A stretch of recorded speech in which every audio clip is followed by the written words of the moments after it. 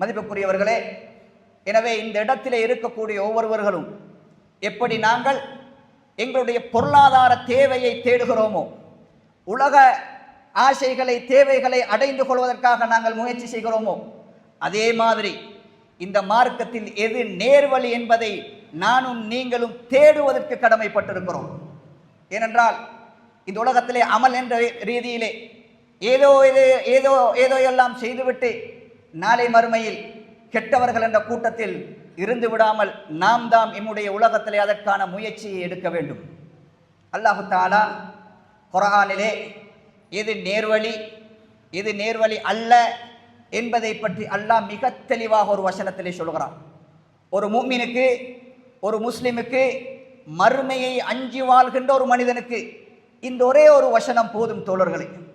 அல்லாஹ் சூரத்துல் அஹ்ஸாபிலே 63வது அத்தியாயம் என்று நினைக்கிறேன், சூரத்துல் அஹ்ஸாபிலே அல்லாஹு தஆலா நரகவாசிகளுடைய ஒரு வார்த்தையை பற்றி அல்லாஹ் சொல்லுகிறான்.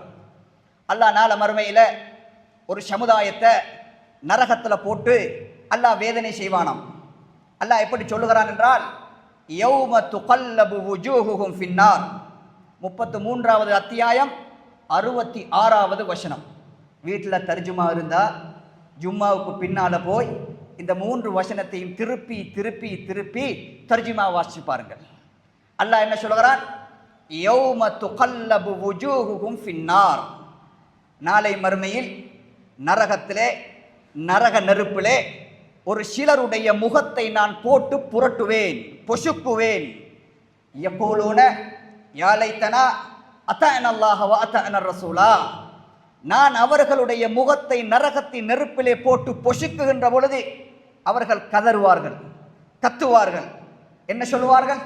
யா லைத்தனா, எங்களுக்கு ஏற்பட்ட கை சேதமே, நாங்கள் அநியாயம் செஞ்சு கொண்டோமே, உலகத்தில் வாழ்கின்ற பொழுது நேர்வழியை நாங்கள் தேடவில்லையே என்று சொல்லிக்கொண்டு சொல்லுவார்களாம்.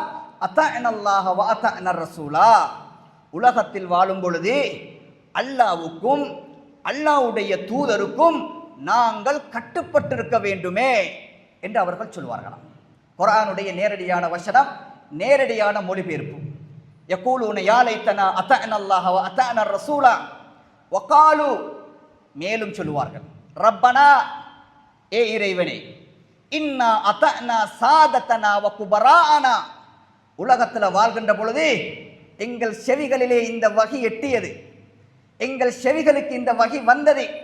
மார்க்கம் என்பது, நேர்வழி என்பது அல்லாஹ்வுடைய வேதமும் அல்லாஹ்வுடைய தூதரின் வழிகாட்டுதலும் என்ற செய்தி எங்களுக்கு வந்தும் அத்தஅனா சாதத்தனா வ குபராஅனா, பெரியார்கள் என்று நாங்கள் பின்பற்றினோம், முன்னோர்கள் என்று நாங்கள் பின்பற்றினோம், ஷேக் என்று சொல்லி நாங்கள் பின்பற்றினோம், சாதாத் என்று சொல்லி நாங்கள் பின்பற்றினோம். ஃபஅதல்லூன ஸபீலா, அவர்கள் எங்களை வழிகெடுத்து விட்டார்கள். சுப்ஹானல்லாஹ், அவர்கள் எங்களை வழிதவற செய்து விட்டார்கள்.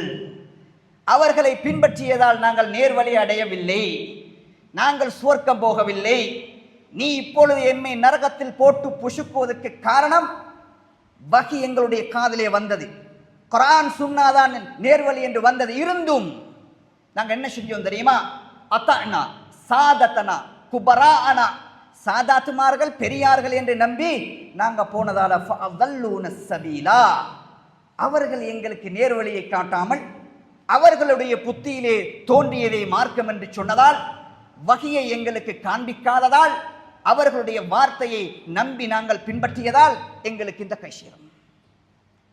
ரப்பனா, திருப்பி சொல்வார்களாம், ஆதிஹிம் லிஃபைனி மினல் அதாப், இறைவா, எங்களை இப்படி தருகின்ற தண்டனையை விட, எங்களுக்கு நீ தருகின்ற இந்த தண்டனையை விட 2 மடங்கு வேதனையை எங்களுக்கு இந்த வழியை காட்டி தந்த அவர்களுக்கு நீ கொடுப்பாயாக என்று அந்த நாளில் கதறுவார்கள், புலம்புவார்கள்.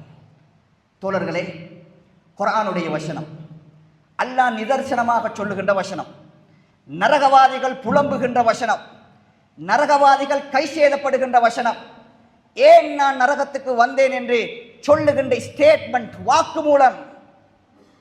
இந்த தெளிவு, இந்த வசனம், இந்த வேதவரி ஒரு முஃமினுக்கு எது நேர்வழி என்பதை அடையாளம் கண்டுவதற்கு மிக தெளிவாக போதுமானது.